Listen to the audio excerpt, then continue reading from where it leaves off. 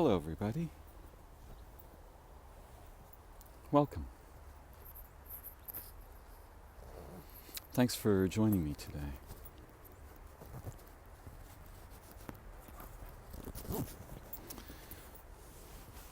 You know, our minds, what we think of as our minds, our consciousness, our awareness, it's radically transformable. It can do all kinds of things many of us have never imagined. Some of us have experienced them. And of course, not all of these things not all of the forms of consciousness that we can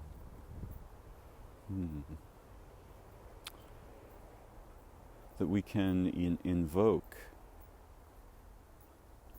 are desirable. Many of them are quite undesirable. And unless we practice paying attention and developing awareness, especially together, most of us won't have access to the vast majority of possibilities that our incredible humanity conserves.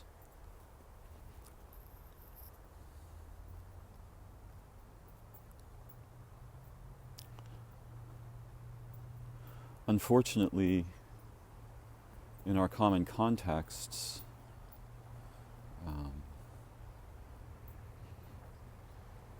there are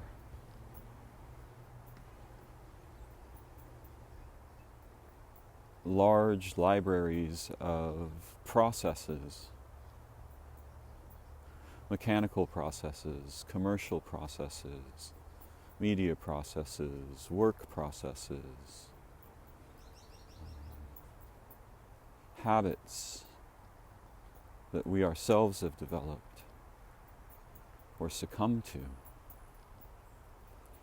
And the nature of our common humanity is a drafting nature. What I mean drafting in the sense that birds in a flock, they draft on each other's movement and they change positions so that, say, the lead bird in a V of flying geese, the two birds behind that bird draft on the lead bird's activity, and the two birds behind them draft on the three birds in front of them, and the two birds behind them draft on the five birds in front of them. And so they're going together, but they're synchronized and they follow each other. And this is how life is in general. This is a fundamental property of living beings of every kind. Nearly all of them draft on the sun. But we humans have become confused and have instigated processes that thereafter, it could be said, enslave us.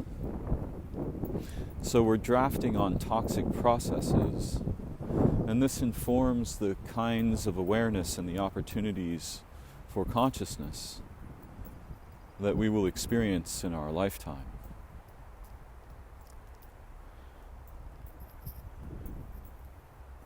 It's my personal perspective that it's unhealthy for us to draft on mechanical processes. Nature's rhythms are not rat-tat-tat-tat-tat-tat-tat-tat, right? Or brrrr. They're not continuously one meter, right? One tempo. In fact, all of nature's processes are like music. They're symphonic. And they transform dramatically, even moment to moment. So when we draft on them, there's a great diversity of intelligence underlying our drafting. The birds can trust the lead bird implicitly. If you put a drone there, something goes haywire.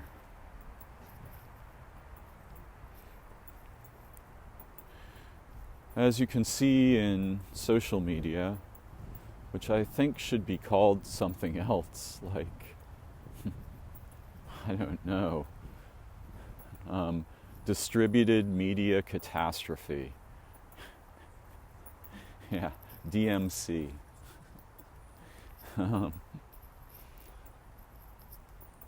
You can see people drafting on each other all the time, right? Or rather, something more like the shadows of what might have been people doing something where they're kind of defecting from being people together while pretending to still be people.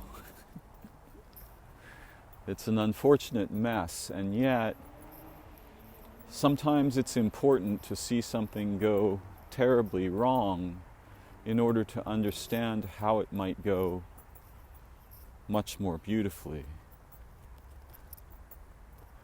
This is a lesson from recent days.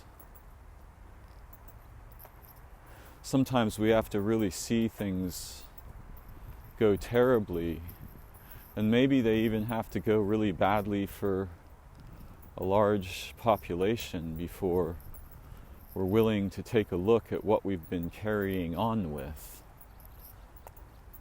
together and make an imperative decision to do something better, or at least something less wrong. And in the situations we exist in today, it's really easy to do something less wrong collectively, because most of what we're doing collectively, first of all, isn't really us. It's some stolen aspect of our social nature. It's been captured and projected and mutated. It's like corporations are doing gain-of-function research on the capacity of viral media to stupidify its audiences, right? Which is a terrible thing. And the children, there are vulnerabilities everywhere, but our children are extremely vulnerable to this toxicity. And so too are our elderly, for different reasons. But yeah, today things are so incredibly fucked up, and yet superficially they seem, like everything's just going along. We're not engaged in a world war. Actually, we sort of are. It's just a different kind of war now, for the moment. We're still dealing with all of the old maladies, diseases that have long infested our collectivity. So it's really easy for a small collective, particularly, to just do something less wrong together. And the reason that I bring these things up is that if we want to experience something that expands the scope of our awareness and access to other forms of consciousness, and you see people trying things, to achieve this. Some of them are good things, perhaps, although once they become commodified and commercialized, I become more skeptical about them. But we see people interested in meditation or yoga or perhaps martial arts, somatics,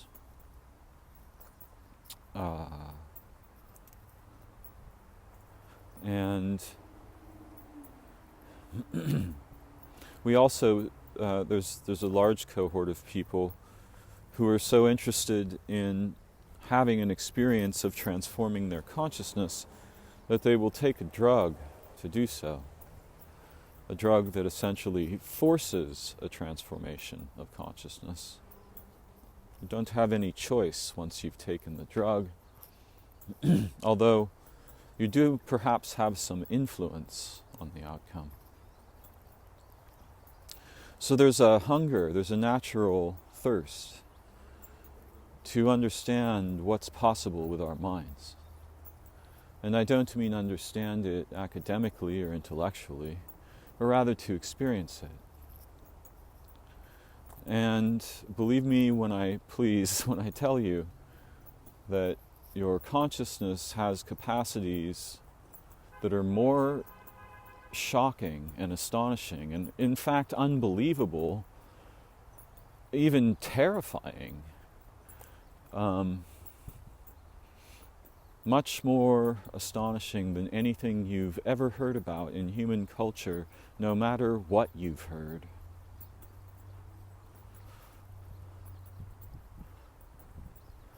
Because the nature of consciousness is unlike any idea.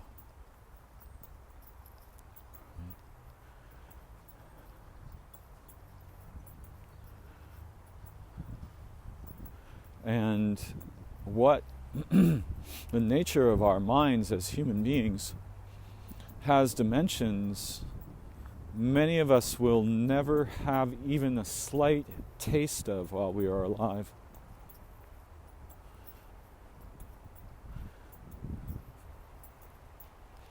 Our minds, I think, were, in a sense, meant, though it's unclear, this isn't the kind of meant that means someone meant something, but they were meant for forms of adventure and development and insight that are extremely rare, and yet we do see examples.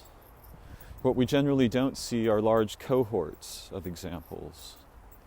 We often see individual examples of profoundly unexpected and even unbelievable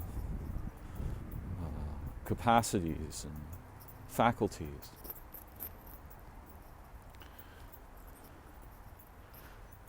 The universe isn't a network. A network, or rather, a network is a derivation of certain qualities of the universe. And that network, that meta-network that the universe is, that beyond all networks that it is meant for travel between minds. Now, if you don't think that nature is really interested in having minds influence other minds, just go to a garden and listen to the birds.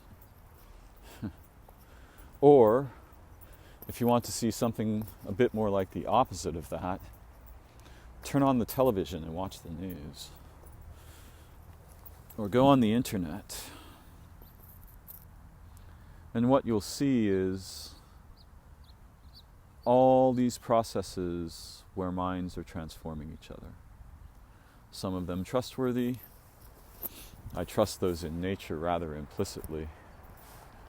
And some of them extremely untrustworthy. Most of the distributed artificial mind influencing games are quite toxic, it seems to me. But people are very interested in experiencing the potentials of their minds and consciousness. And at the outskirts, we have people who practice touching other minds. who learn sensitivities that most of us have been told don't exist. But yet, if our grandmother demonstrated them to us directly, then we can know that they exist. Right? Or our father, or our brother, or our sister, or our friend. And yet, the existence of these faculties poses a threat to the status quo, the existing order of things. And it also poses a threat to our internalizations of that status quo and the existing order of things. And so there's a conflict, right? Because if it turns out that my consciousness is capable of going with you in your consciousness, or touching other minds directly, or discovering and relating with other intelligences, all of which I say to you, your consciousness is made for, then everything we thought before was wrong, even our fantasies about telepathy and psychism and so on, because if you get a taste of actual water, it's not like the stories. It doesn't resemble models. The experience of tasting water, there is no model that will encompass it. No language will help you, right? You have to taste water. And it's the same thing with transformations of consciousness. You have to taste them to understand their nature. And many of these things, the capacity to heal each other, to learn at incredible rates, to develop senses and sensitivities that would seem impossible. For example, the capacity to track the path of a grasshopper through a field some hours after it has passed through. Surely that seems a ridiculous proposition to rational thought. Yet that's a trivial example of the actual capacities of awareness. Awareness can reach beyond location, identity, temporality. But in order to have these experiences, and we should be cautious about chasing superfunction too intently.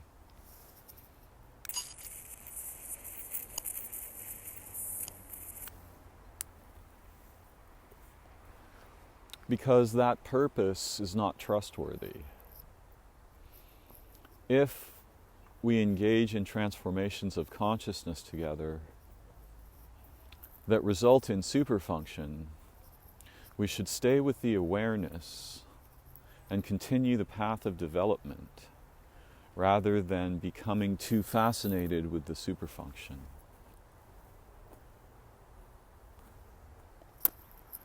This is because the superfunction is dangerously charismatic. We can become enchanted by it, and we will lose, again, the path toward insight and awareness as we become fascinated instead with powers. Remote viewing, for example.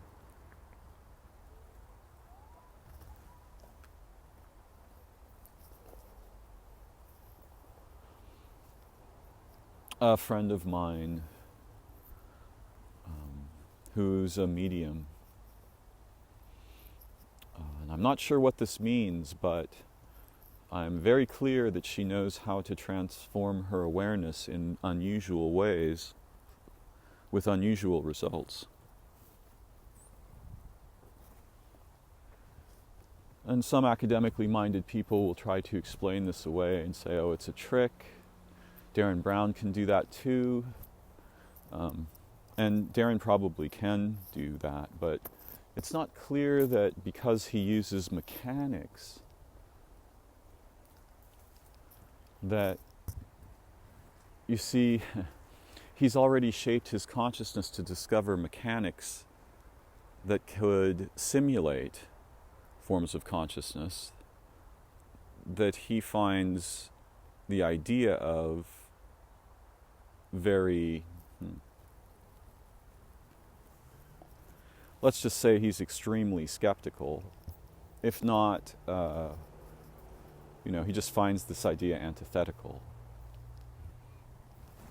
So he can simulate things like telepathy and magic and even martial arts power because he's learned complex things about the nature of human awareness and how to direct that awareness. And yet, while he's doing these things, he's actually doing a form of magic that's deep and true and real. He's reforming human consciousness on the fly for purposes. And interestingly, one of his purposes is to demonstrate that there is no telepathy. And his argument is, since I can do these things mechanically, as well or even better,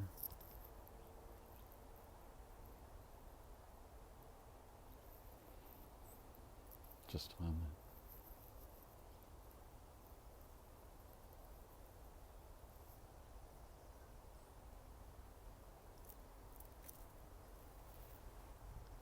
Nice. My birds have come, so I have to say hello to them. Oh, that was interesting.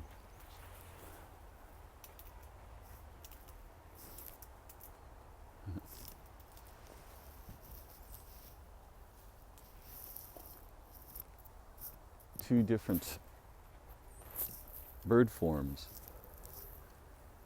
are here with me.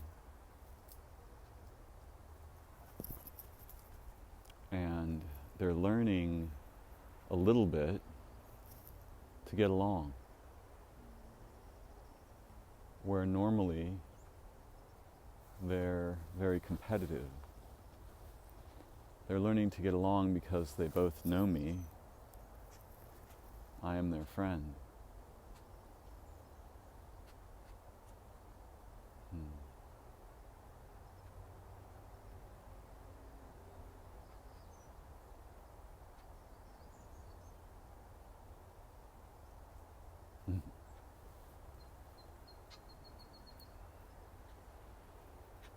And so they don't really have to fight.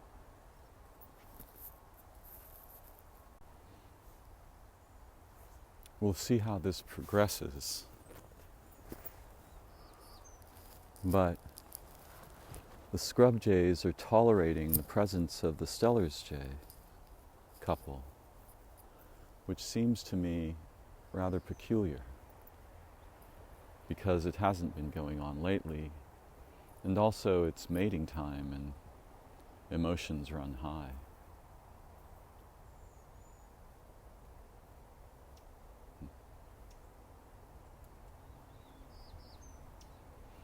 They're really very beautiful animals. And their awareness can change. Their habits will change when the circumstances change.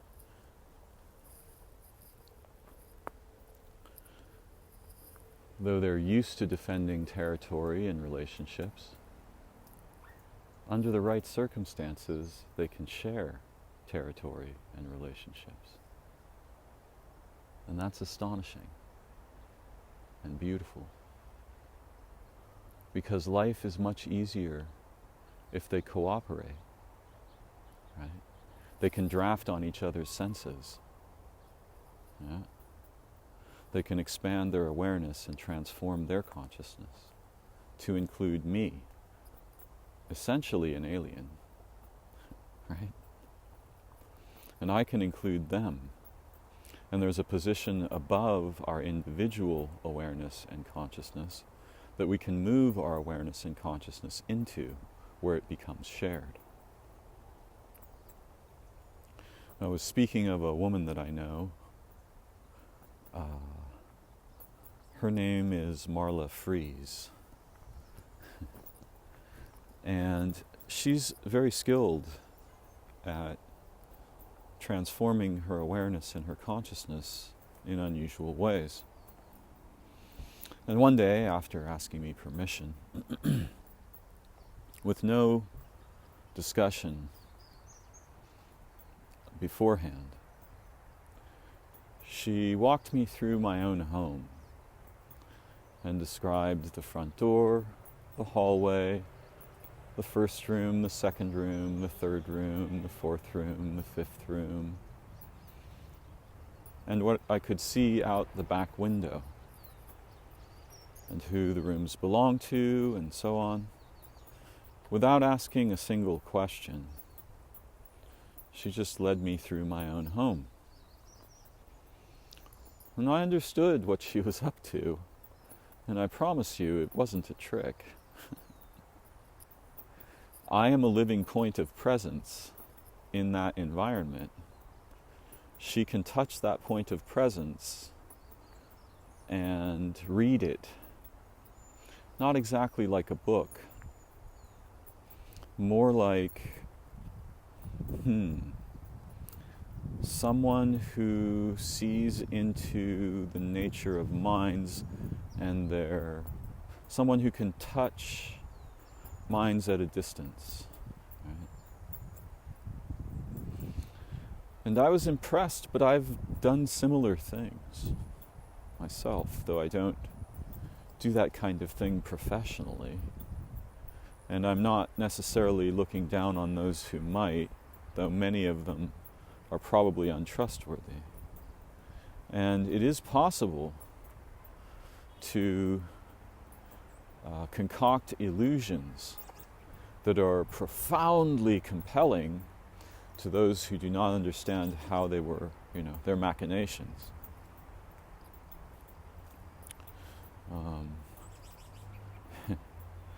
But the purposes,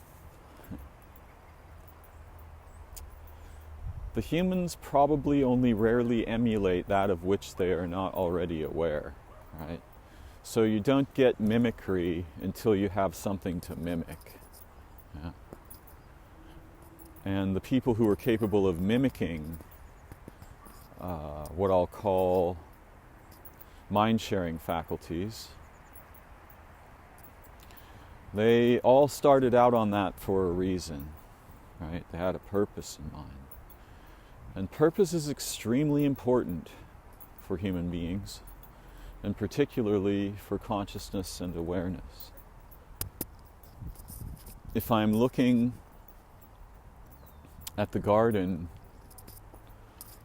because I'm bored, I'm feeling bored, I'm not engaged with myself, and so I'm not really engageable in the garden, then nothing's really very interesting, you see. Nothing draws my attention toward wonder or curiosity or insight.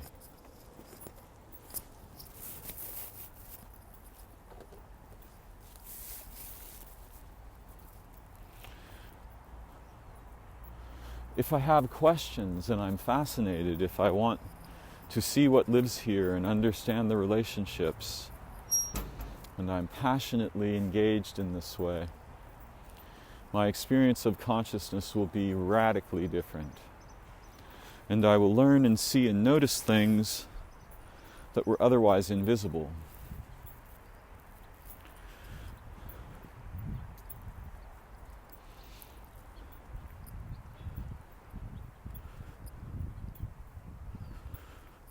One's purposes turn out to have a kind of magical quality in that they shape and delimit or liberate consciousness and awareness according to something like their function. And before we move or speak or look at something, there's a purposive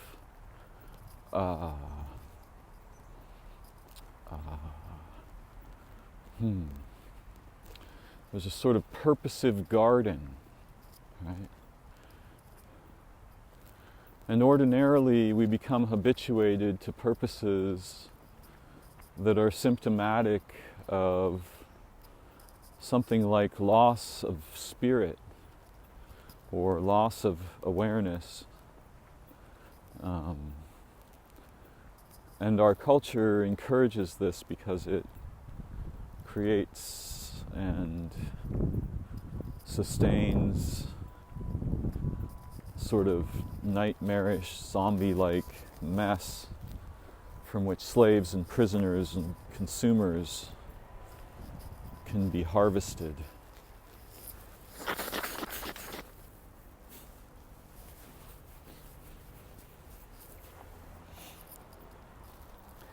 So I've seen other people demonstrate superfunction in a trustworthy way.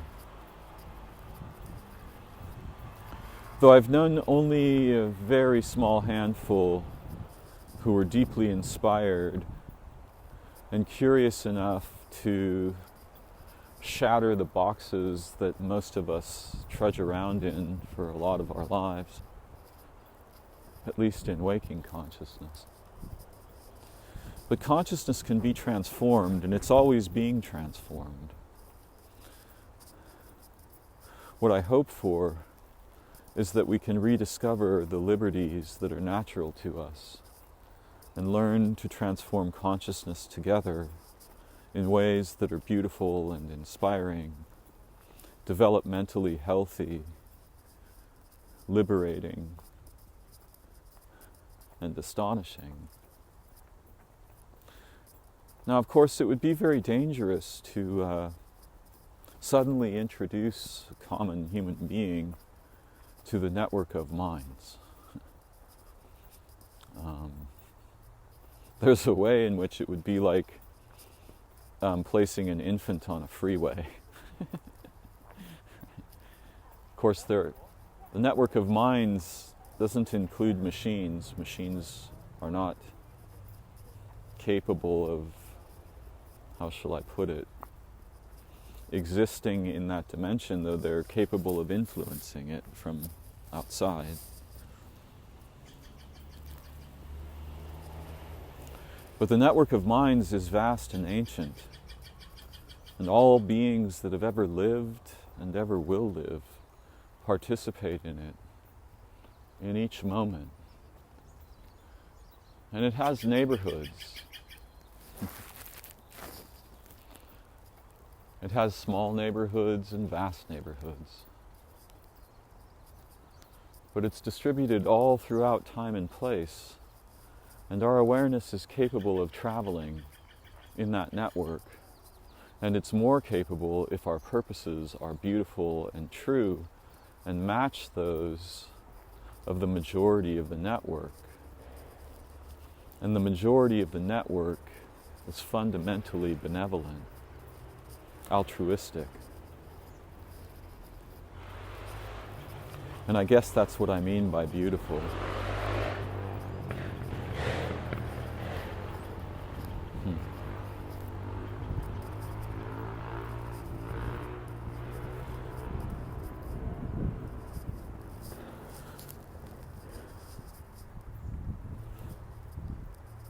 I was looking at the garden in a very relaxed way, watching some birds.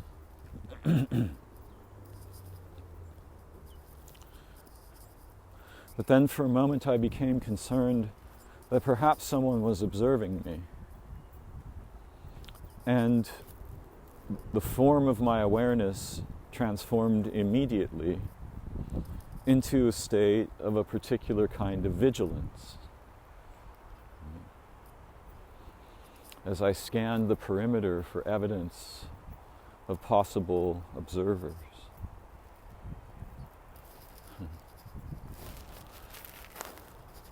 Something like this can happen in our minds by themselves, especially in isolation. And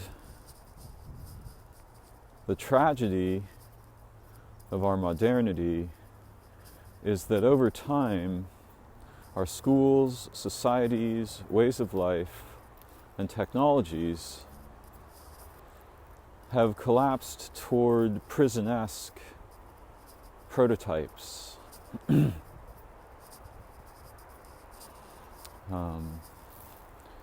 Where privacy is seen as disposable for the sake of convenience. This is very, very dangerous because it's absolutely imperative that we be capable of privacy, experiencing privacy,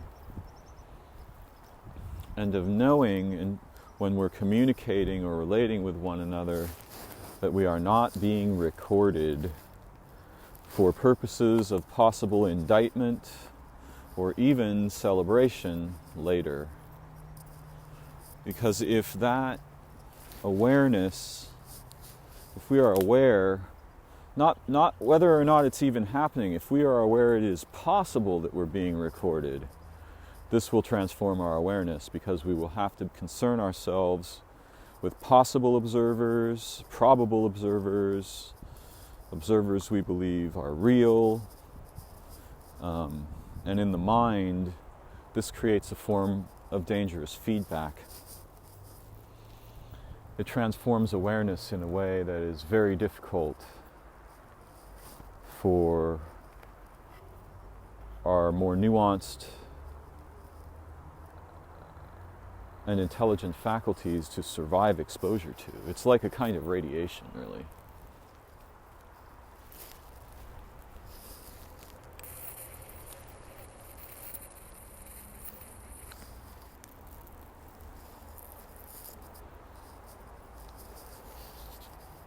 It's not clear that any of us have much resembling privacy these days.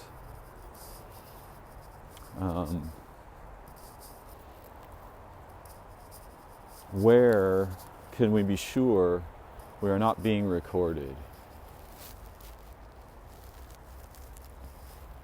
observed? Here in the garden, ostensibly because they want to, quote, control, unquote, the coyote population, there are game cams, recording devices.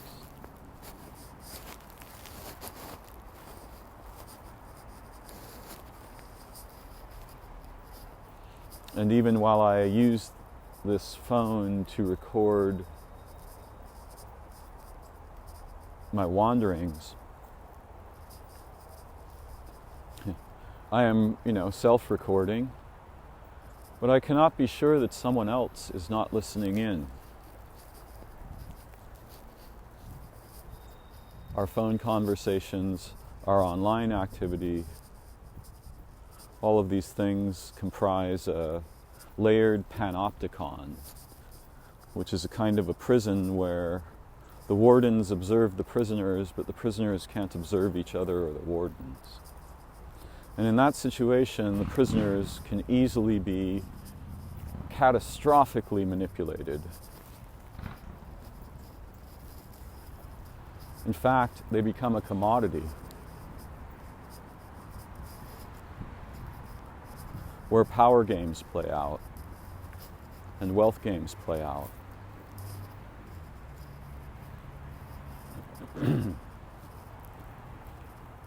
And the observers acquire abilities of manipulation that we would otherwise imagine or would only be available to gods or supernatural beings.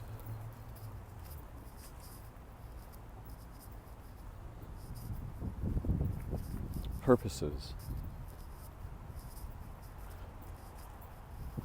If we are to be observed, if we have this technology which, like language, is already entrenched and we can't get rid of it,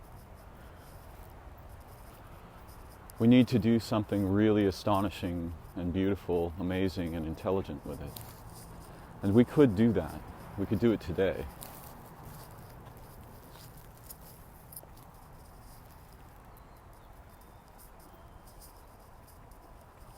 And that's one of my dreams, that we may learn to do this together, and I have some models of how we might. But that's a different topic.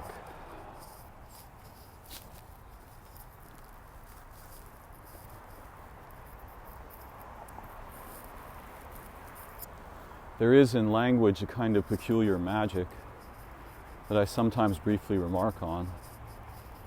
But if you look at the word topic, you see top, I see, right? T-O-P-I-C. The T could be understood to represent a tree with many branches, but also something that reaches upward toward the sky and is an antenna. It draws things down from the distributed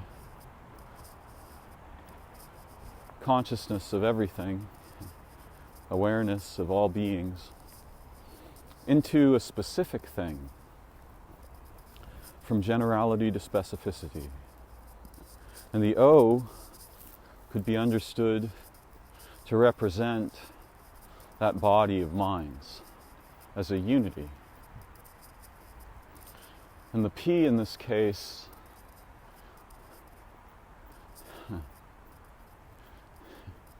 there's different ways to think about it. One of them is it represents the head, thinking, the mind. But another one is it represents paths, parts, processes. And then the I, that stroke with a little dot above it, that little dot is really important and has a stranger history than we imagine. That's a being, an individual being or a cohort. And the C could be understood to represent the propagation of signals in the network, or, more simply, light, seeing. Now, this is just a toy-like perspective, but there is a deep mystery alive in our languages. And if we're curious and intrepid, we can learn astonishing things about how it came to be that our kind of animal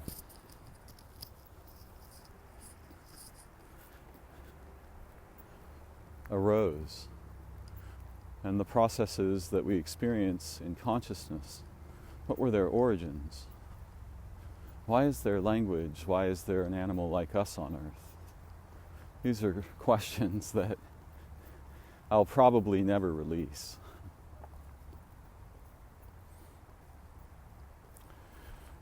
The other night I was thinking, or rather an insight sort of imposed itself on me suddenly, and often that's the feeling of it.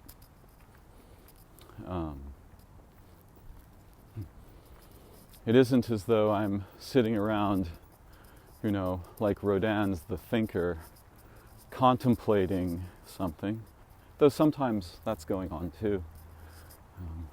But often I'm just doing something relatively natural, and suddenly in my mind, poof, there's a flower. And I was thinking about honesty. And of course, as a poet, I value music and compression and all these different features of the ways we can use language artfully. But I thought to myself, honesty is when the soul is speaking.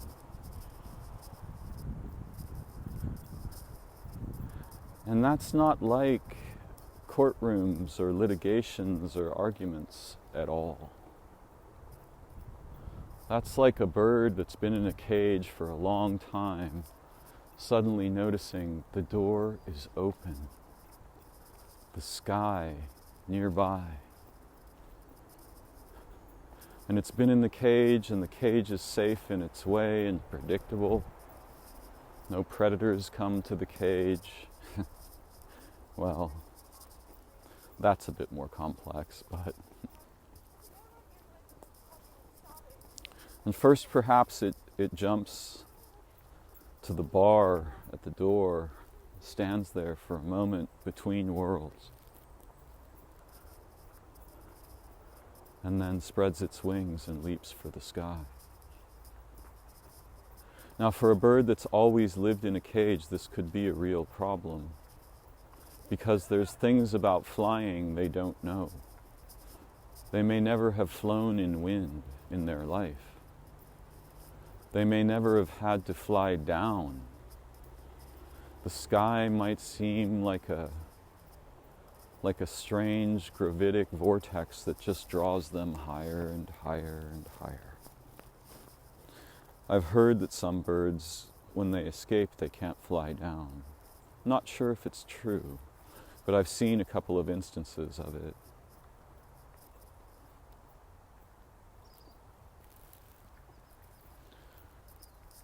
And yet, inside all the birds is something that remembers the before of cages, because for most of history, there weren't any cages. There weren't any boxes. There were nearly no rectangles. And it struck me that honesty is when the soul is free to speak. And often, this might sound like a very simple thing, though we can learn to let the soul speak with the sophisticated language of artful, creative, impassioned adults. And some of this is music, right? But often when my soul speaks, it's like the voice of a very small child. And it's just saying something very, very simple, like, that's not right, that's not nice, that's not kind, that's cruel, that's mean. We don't have to do that. Let's not do this. Often, my soul, or at least the aspect that reaches my awareness, it's most inclined to speak in and about what is not worth doing, or what is dangerous or confused to do. Let's not do that. Some of its intelligence is prohibitive.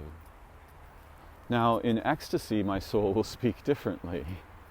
In ecstasy, my soul is overcome by love and beauty and wonder and awe and the miraculous. But then it doesn't speak, it just dances. It doesn't have any words. If it has to make words, often something's gone terribly wrong. And many of us can understand this because we have experience of being with someone we love or who we want their love, and they don't see us. And often, in other words, they're not present with us.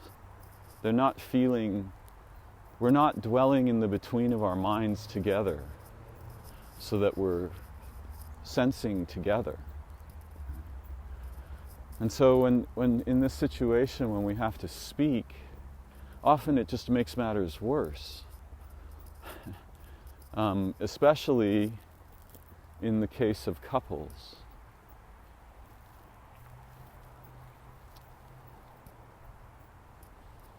Who we must presume have at least briefly known deep intimacy, co-being together with and for each other, and perhaps with and for all beings in all of time.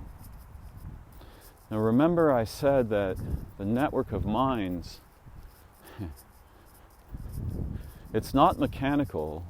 Actually, it's not a network, it's a body. Or it's something even more than a body. It's beyond bodies, but it's alive, right? And this is why I don't really like the idea of network. It's more like a forest or a jungle. Yeah? And in fact, the forests and jungles are probably expressions of this, as all life forms are. Either the physical gives rise to consciousness, or consciousness gives rise to the physical.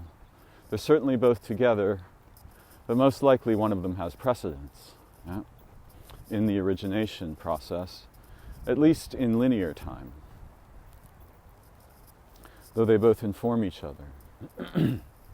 But this network, it has protocols, and they're protocols that babies begin to learn when they're born, but they get replaced with other imperatives, particularly, the processes of enlanguaging and enculturation, the processes of structuring consciousness conceptually.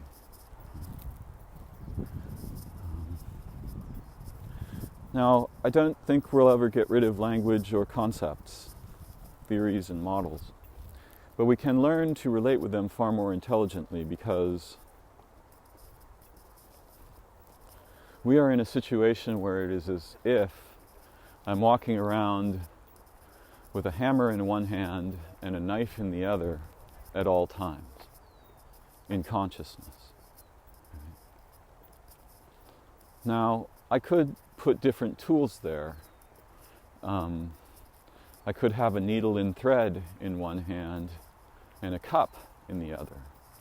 But in any case, if my hands are always occupied by the same tool, I lose the capacity to understand what hands are for. I cannot caress you properly with a hammer or a knife. And I won't be able to pick up anything else. And I will come to think of my hands in terms of the very limited tools they hold. Now, yes, my ordinary hand cannot do what a hammer does, and my ordinary hand cannot do what a knife does. So it can seem very powerful and compelling to have this hammer and this knife. And this is the problem we have with the results of our enlanguaging and enculturation. It's as if the hands of our minds, which are not merely hands, they can become wings or tentacles or all kinds of astonishing bubbles or, threads. They can transform in all kinds of ways. But we were given something so sticky originally that the hand of our mind just closed around it, and thereafter it became more and more difficult to set it down at all, until eventually we forgot that we were holding a tool, and we just thought of our minds as the tool.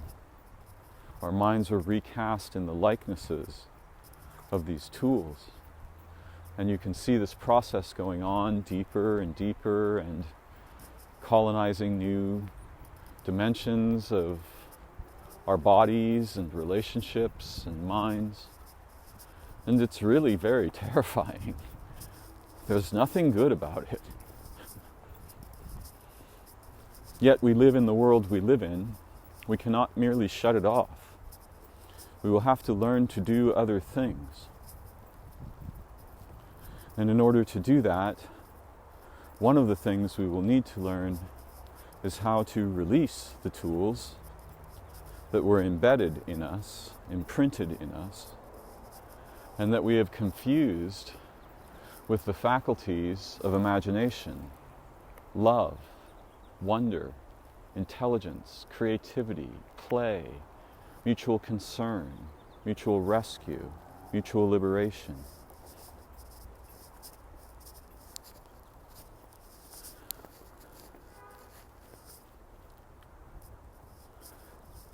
I know of these things because I suffer them, not because I have solved them.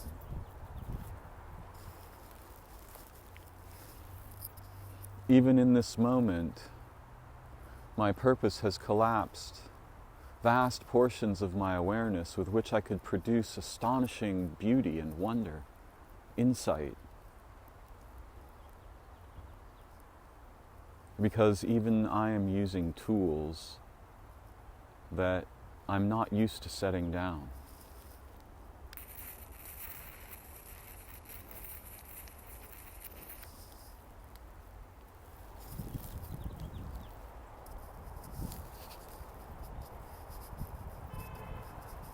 The modes of consciousness we usually experience that are common are very sticky, tool-like, and domineering. Now, when I say they're domineering, this makes them sound like beings. And I'm not sure what their categorical status is, but they act a bit like diseases. Diseases are beings. At least, well, I guess that's a bit complicated. When I'm using the word diseases, I'm thinking of the transformations of organisms and the introduction, boundary crossing of organisms. And what we think of as their components or constituents. Constituents I like better.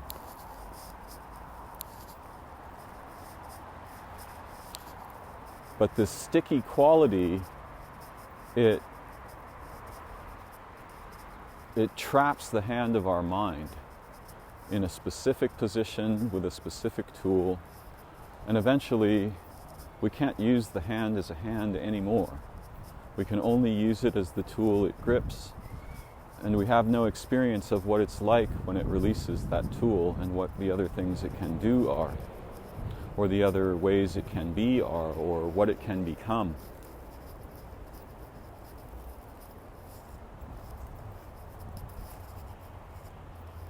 But if we are aware of this, if we notice this peculiar problem, then we have the opportunity to learn, to release the tools we're familiar with, and explore the hand that held them, the hand that was transformed by them.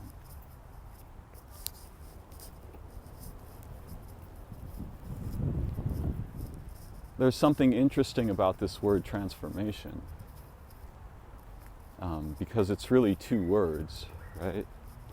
Now, linguistically, the phoneme trans, or if that's a phoneme, it's a word part. It means something like to change, right? But the word trance is deeply related. And so transformation, from one angle of purpose and concern, can be actually understood as transformation. Because when the sticky habits of language and concept, idea, and maxims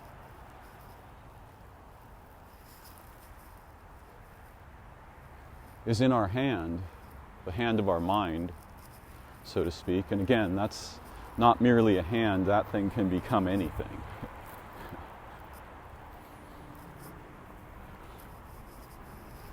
That's a transforming power. It's a transforming library of faculties.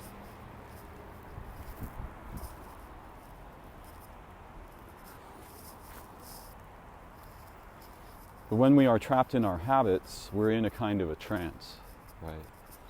It's hypnotic in the sense that, first of all, our volition has been compromised. And now the array of activities and behaviors, goals,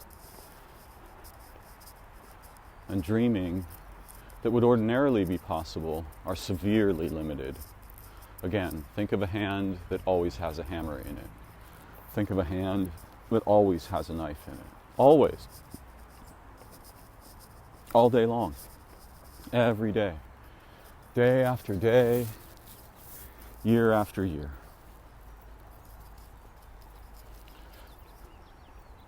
And this is what it means to be normal. It means to have almost all of the faculties of consciousness prohibited, structurally prohibited, by the shape of the flow of awareness and its constant instructuring by habit.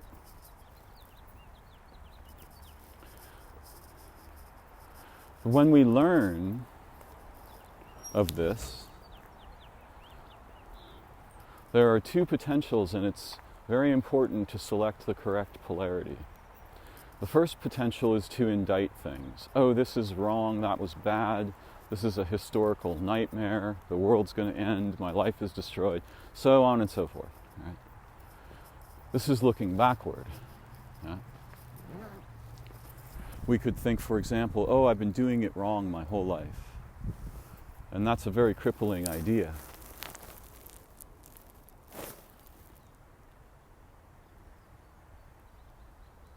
Or we can select the other polarity.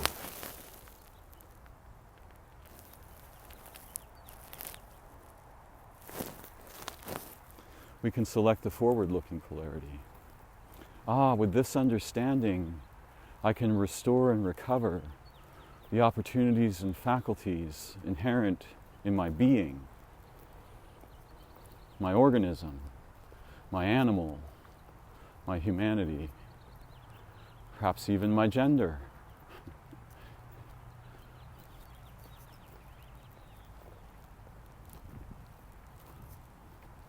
And that's the polarity that matters. That's the one that will help us to let go of the hammer and the knife. And you can see that if the hand is stuck with one tool only, even if we have two hands and they have different tools, we're really, really trapped, right? You can't open a door or drive a car or sew a sweater or draw a picture or write. You can't do any of the amazing things that our hands can do when they're always stuck with a tool in them. It's a powerful metaphor if we use it for liberation rather than indictment. So noticing this together, we can be forward-looking into the domain of opportunity. Sure, we've suffered and lost and made mistakes and been injured and hurt others and hurt ourselves. Yes, it's all true. But that's not the important fact. And we already knew this. This isn't new information.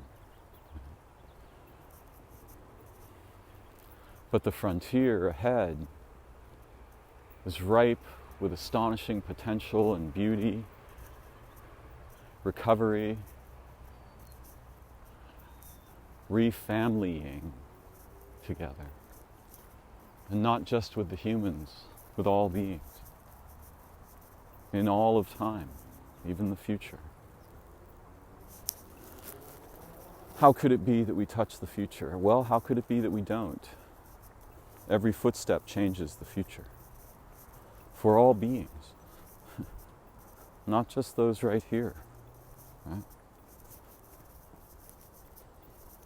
Whatever time is, it's nothing like our imagining, or very little like it. And whatever space is,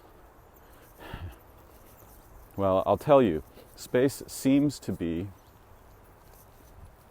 from the tool-like position, a form of distance and separation that renders most of the universe untouchable, unreachable. But what if time and space are actually other forms of deeper intimacy that only occur when certain modes of separation are imposed? And this, I think, is how something like what's actually going on. By having the illusion of separation, or not the illusion, what's the right word? By introducing domains of separateness, new domains of intimacy arise, new possible kinds of intimacy. But the separation is deceptive because nothing is unreachable.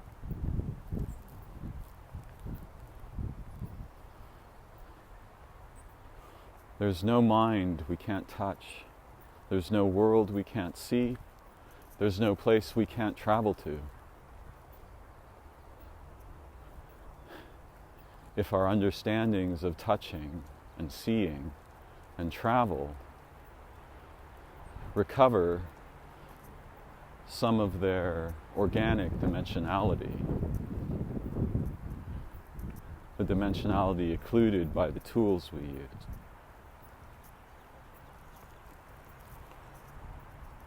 The other night when I was thinking about honesty and it being the expression of the soul, not the mind,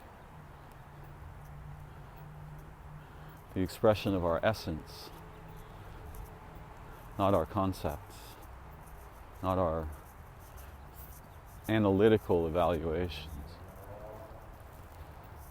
it struck me that it's nearly impossible to say truth in language, to say something that is true in language, because language is a departure from truth.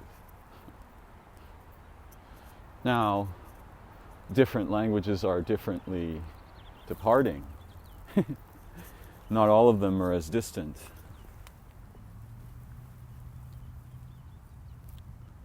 From truth as others.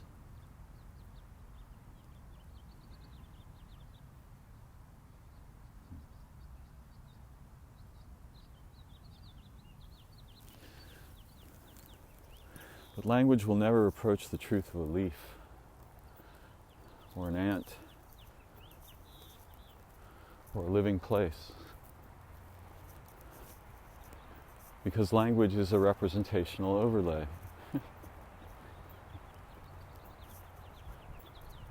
It does transform minds, though. It can transform minds.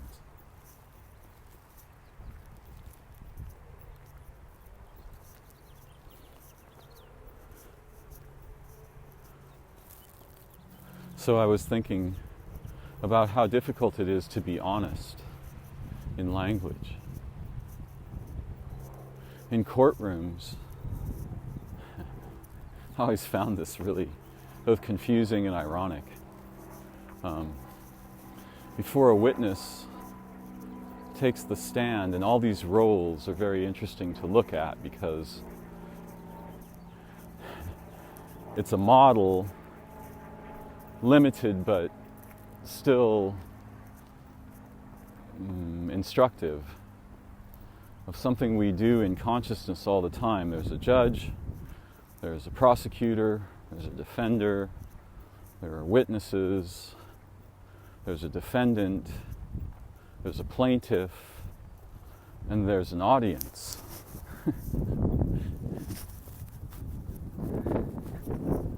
And you can see that this is a model of the tool that the mind of our hand is constantly gripping, whether or not we are aware of it. Yeah. And that's a really strange model. That's a model worth doubting very deeply, I think, for most purposes. But before the witness takes the stand, they have to do something extremely ironic. Now, I don't know if it's still done this way. I think it probably isn't, but something very similar occurs. It used to be that one would have to place one's right hand on the Bible. And by the way, that gesture is a model of touching the network. It's a very confused model, but that's a model of touching the network of all minds. That's what's actually being represented there. Right?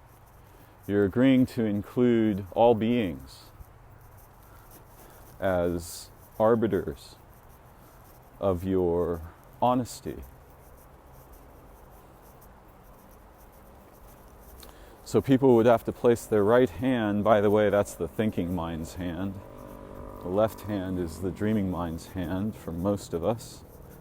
And even those who are left-handed are still mostly lateralized, a lot like, not exactly the same, but a lot like us right-handers. So yeah, they place the right hand on the Bible, which is being held by a clerk. And the clerk says something like, "Do you solemnly swear to tell the truth, the whole truth, and nothing but the truth?" Now this is ironic for a number of interesting reasons.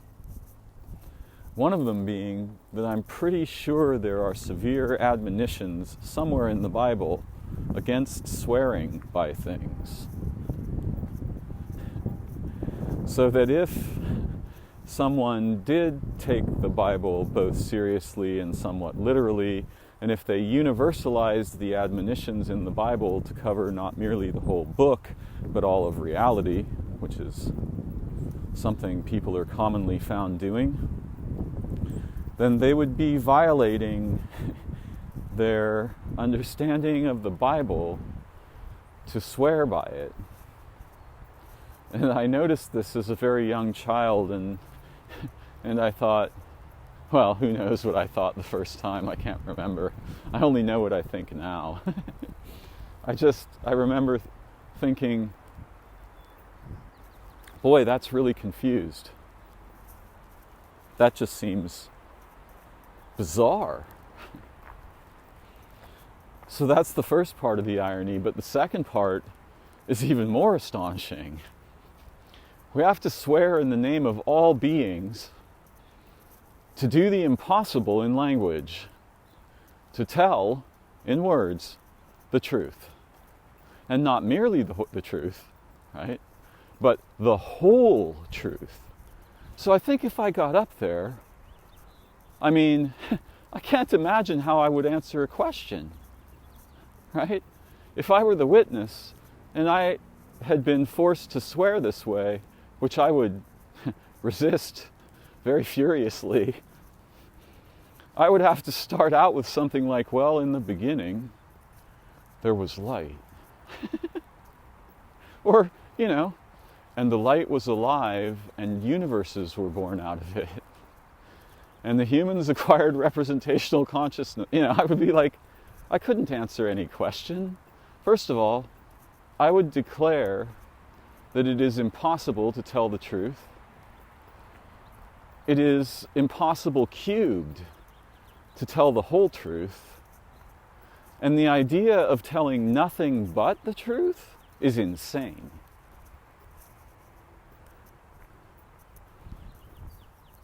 And this is the kind of weirdness we, have been imprinted with. It's this form of insanity that pretends itself rational and good and benevolent and true and trustworthy.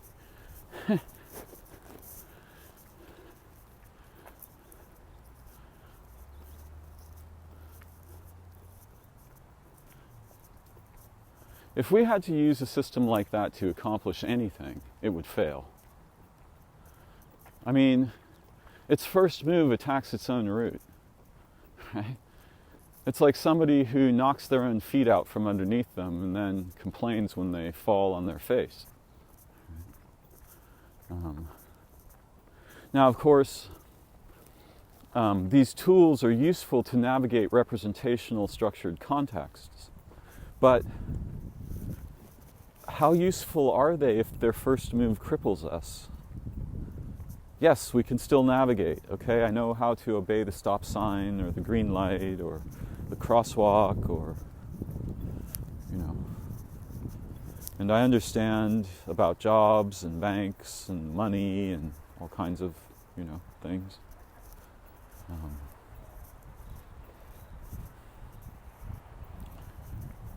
But the situation places us at odds with ourselves, at odds with our essential being. And that being learns to hide. And as it hides, its faculties are hidden. And those are the faculties with which we were capable of acquiring representational intelligence and language and what we refer to as culture as children. And they were better than the tools they acquired. And this is something we must learn to remember and discover together.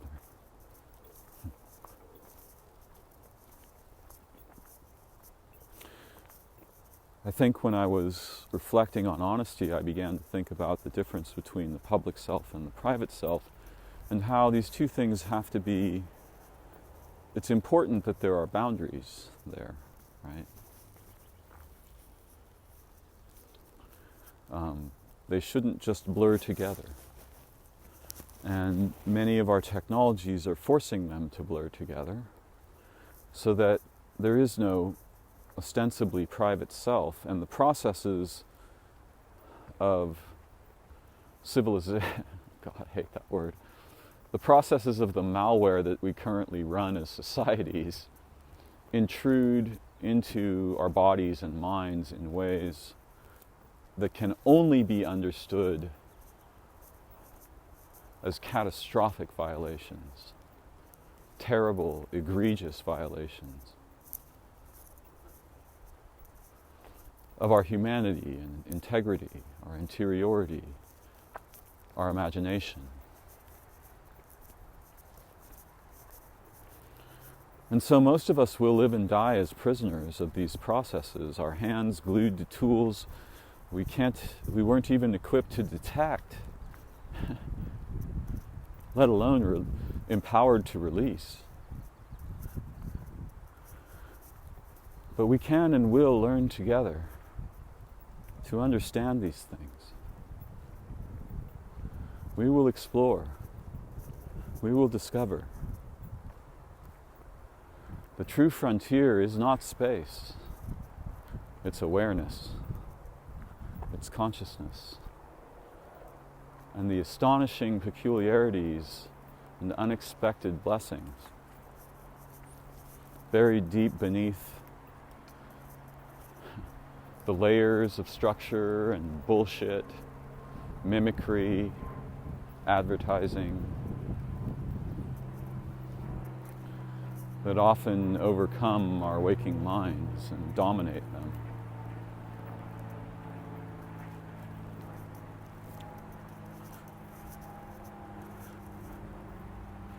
Private honesty, two people alone, together, knowing they are not being recorded or observed,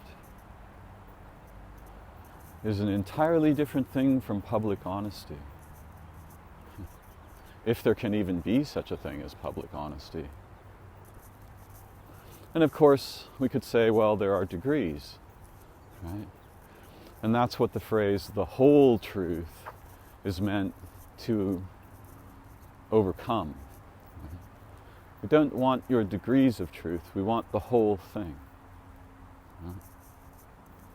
Hold nothing back. But if anyone were to, just the idea of attempting to tell the whole truth, right? Well, we decided that we were going to try to tell the whole truth. We did some math about this, and we determined that it would take 400,000 trillion years just to lay the foundation in language. Yeah, you just have infinite courtroom.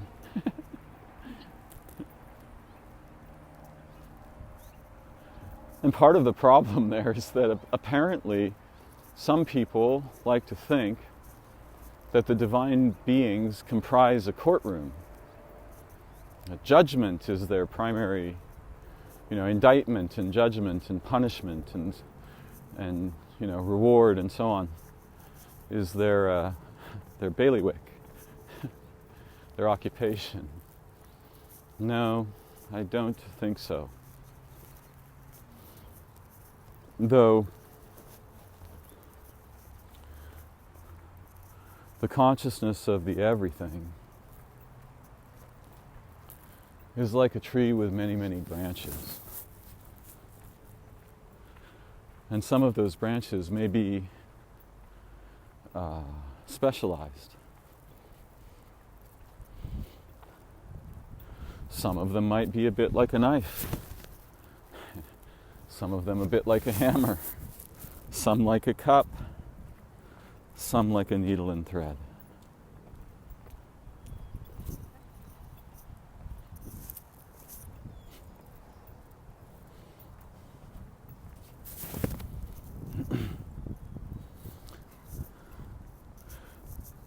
Now, I don't know the deepest nature of the great mystery of being, but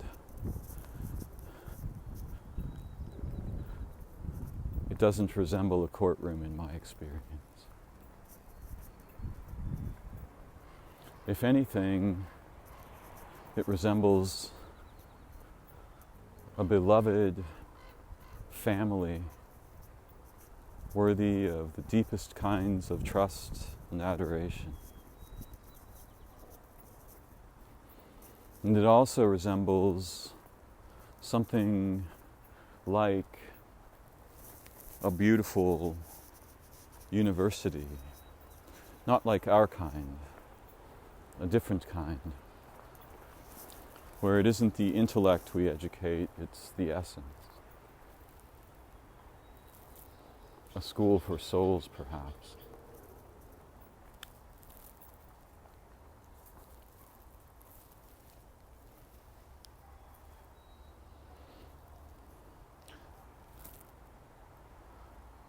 Of course, when I was thinking about honesty, I'm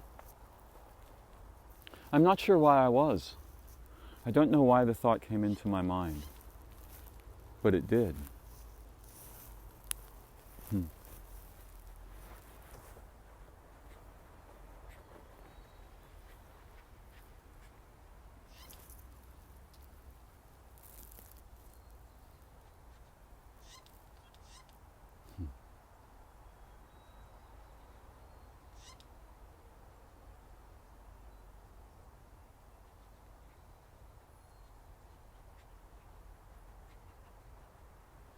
The birds are here again, so I will pause for a moment.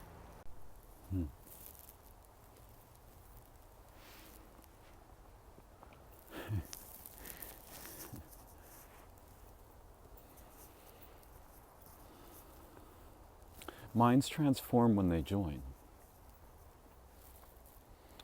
And when I'm with the birds, our minds join. It takes time for them to get to know me, for me to get to know them, and for trust to form.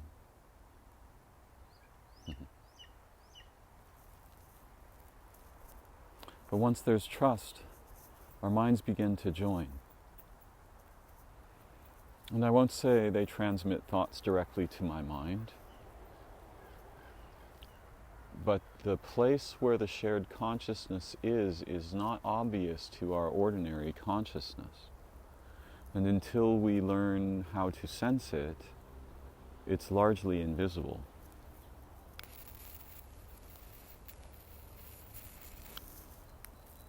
It doesn't mean there's no transmission or there's no benefit. It just means we're not consciously aware of it.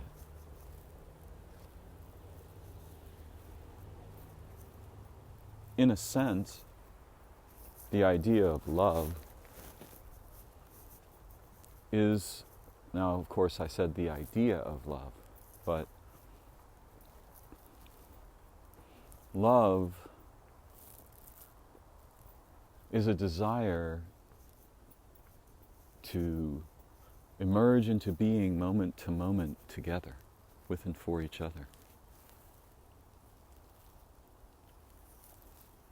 A desire to share minds and hearts and souls and lineages. A desire to grow in ways that might be nearly impossible alone.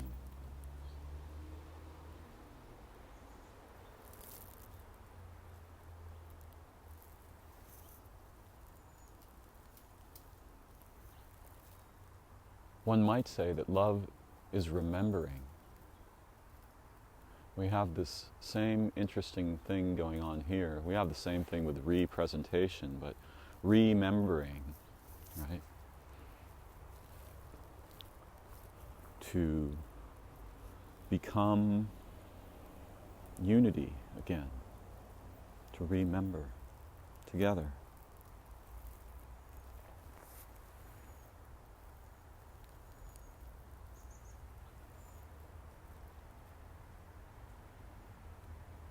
The potentials of minds in union, especially when their union is the result of beautiful purposes, is fundamentally miraculous, and I think has the power to transform any problem. Any problem.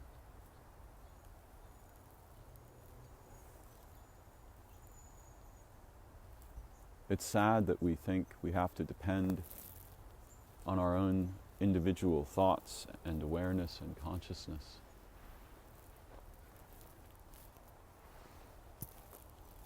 It's a bit like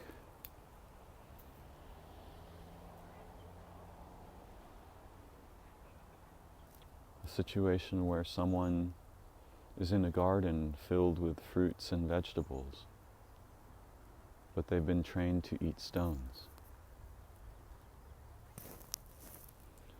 And so they just sit there eating stones and being very miserable.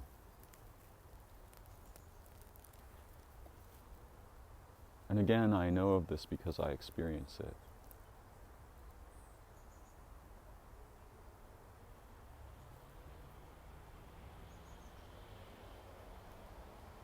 Wow.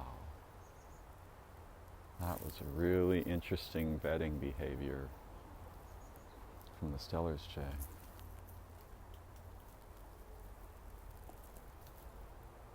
She was very suspicious of the peanut.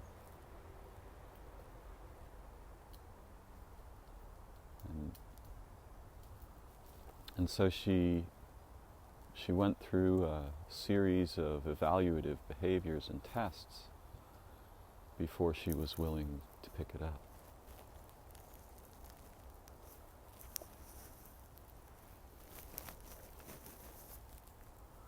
The birds know that it's a risk to pick something up in their beaks. It changes how they fly. Changes all kinds of things. For them, their beaks are more like hands than their feet are, though their feet look like hands. But they use their beaks and their feet together for manipulating things.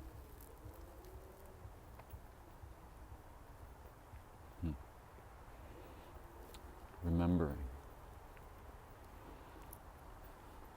Love is like the memory of original unity which pervades all being at all times, but is easily lost in the structured landscape of thought, language, concept, habit, cities, what we call civilization.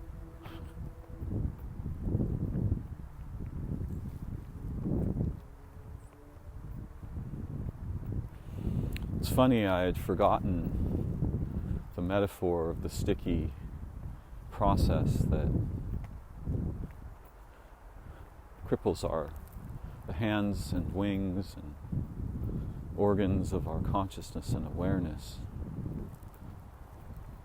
by trapping them. in a specific and repetitive collapse, ways of collapsing.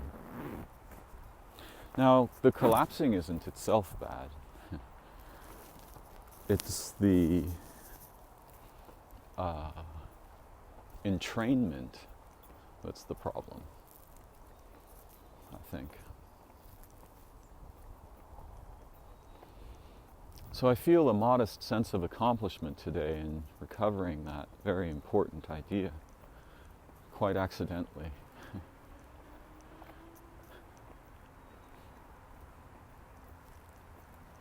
I hope you've enjoyed today's walk and talk and wondering and remembering how to see together. The principle of looking forward in the sense of taking insight into opportunity rather than criticism, right? Using insight to move in the direction of opportunity rather than in the direction of indictment is very important in learning to unclasp the hands of our minds and release the tools that have too long dominated them, too long and cruelly dominated them. And again, though I can see these things, I'm only modestly capable of doing them by myself most of the time. But put me with inspired others and immediately my capabilities transform. You know, if someone is at home having a cup of tea, maybe they're listening to music, and suddenly a SWAT team breaks into their house and starts yelling, put your hands on the floor and blah, blah, all this stuff, right? You can see their consciousness will radically transform.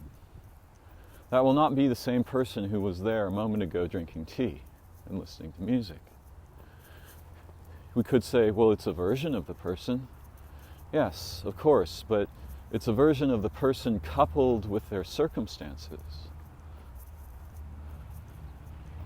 Similarly, if someone became separated from a family member long ago and the family member disappeared, and people come to their house with their brother or sister and say, oh, we found your brother or sister, they will transform. Everything will change, right? So the nature of our capacities for recovering the faculties of consciousness and awareness, you can chase it alone, and some successfully do so. Many of these become monks or yogis, or perhaps something even stranger, an entirely ordinary person who has seen through the mind. Right? It penetrated the veils of the layers of habit and thought and language and idea and touched the original light, recovered that original light. And this might be an entirely ordinary person with no special obvious qualities. In fact, when we find people demonstrating superpowers in public, there's often great danger there. There's an agenda, the purpose, it's become maybe contaminated. Yeah.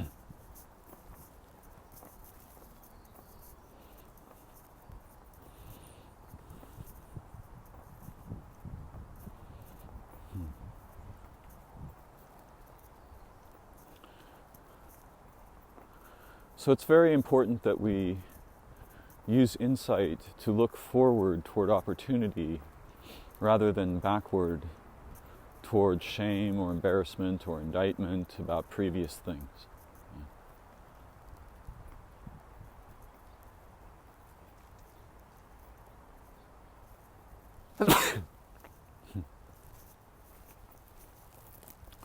oh, I guess I can't go this way anymore. Part of the garden has been walled off. It's unfortunate. Going to build something there that really doesn't belong in the garden.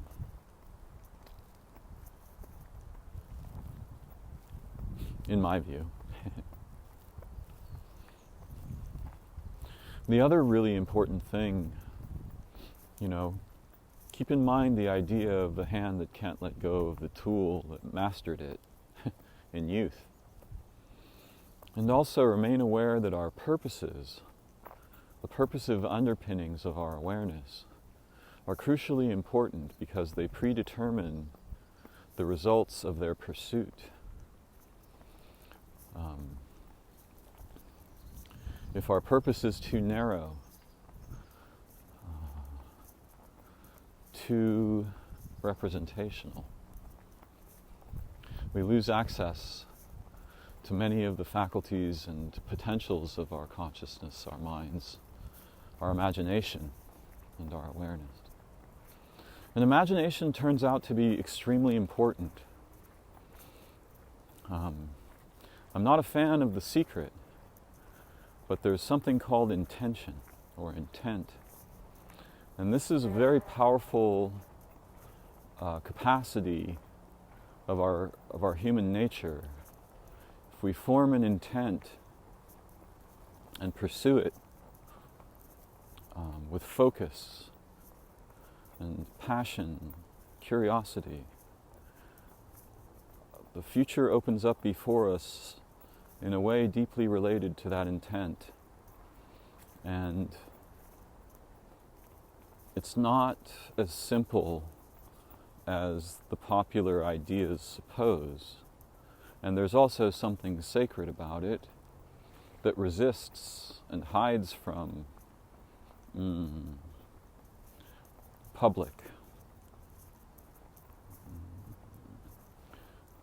It resists being converted to a commodity. All of these matters are sacred matters.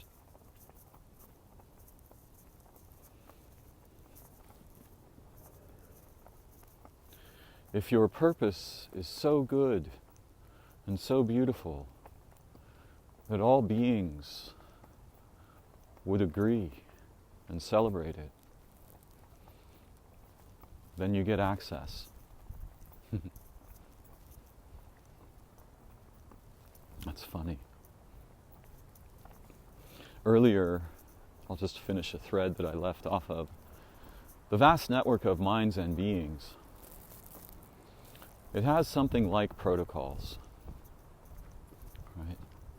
There are signaling protocols, there are request protocols, there are answering protocols, there are travel protocols, and they're all really simple and beautiful in their way, easy to understand. Again, little babies know about this stuff, but by the time they can speak, the structured mess they've inherited overwhelms their early intelligence, largely replacing it, although traces of it will always remain,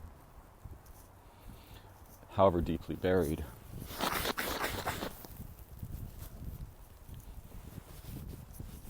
When I met the birds,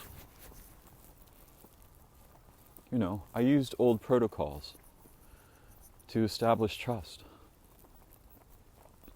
I took my time, I was patient. They live in a different temporal frame than I do. And this is also important because when we share minds, time is transformed. It gains new dimensions, and those dimensions acquire character from our activity, purpose, behavior together. But the transports in the vast mystery of being, they have protocols. And they're fairly simple, but one of the simplest is,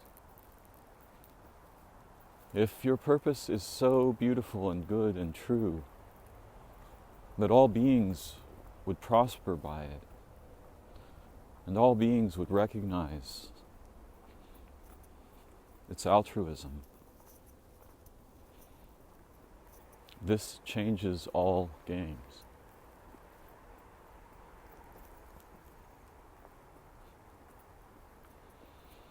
There's a family beyond all possible ideas of families.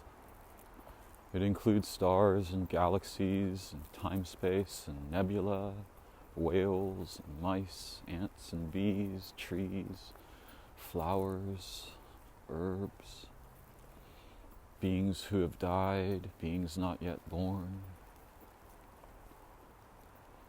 There's an incredible family with which we can be reunited.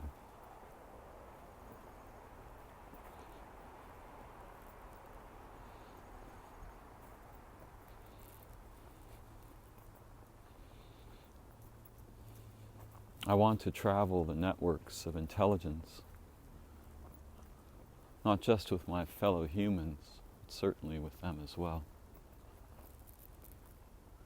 but with and for all beings, for I adore them. The humans are a deeply troubled animal, afflicted and crippled, but I adore them. They are my people. All of the humans, they are my people.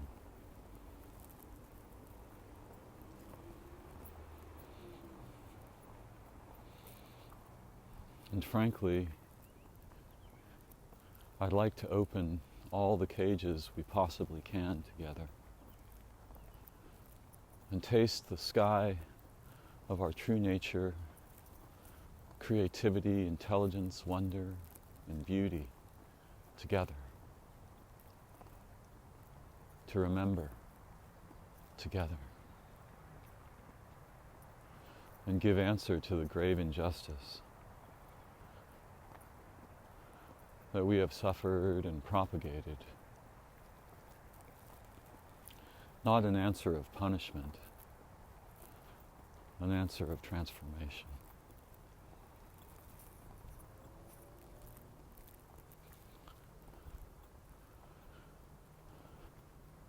And you know, it may not be possible to swallow the moon, so to speak, or eat a mountain. But at the same time, it is possible to introduce something so incredible, so beautiful, so beneficial, that nobody wants to be left out. And in that direction, there's hope. And even if I cannot change the world, I can make a difference here and there. Even in the brief opportunities of a momentary exchange with someone who I could think of as a stranger. Though I rarely think that way. So scope, right? If we reduce the scope from the world to my relationships, the miracles become vastly more accessible.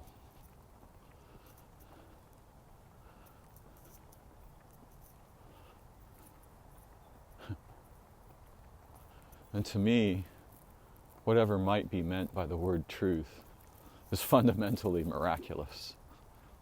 It's not declarative.